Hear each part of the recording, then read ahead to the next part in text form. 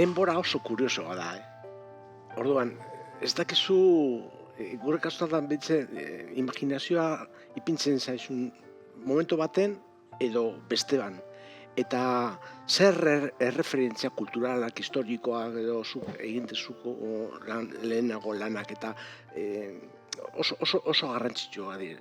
Orduan, ulertzea relator, historia hori, bide hori, nundi zatozen, nora nahi duzua jun, eta oso importantea da.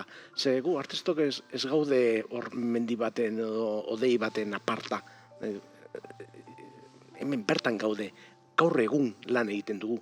Orduan, konexio horrek denborarekin nondik gatozen, nora nahi dugu gugun, eta ze gaiak erabili edo ez, oso importantea dira artista batentzako.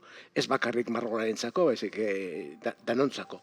Orduan mundu hori, erreferentziako mundu hori, da, inoiz ez gara zerotik, utxutik hasten.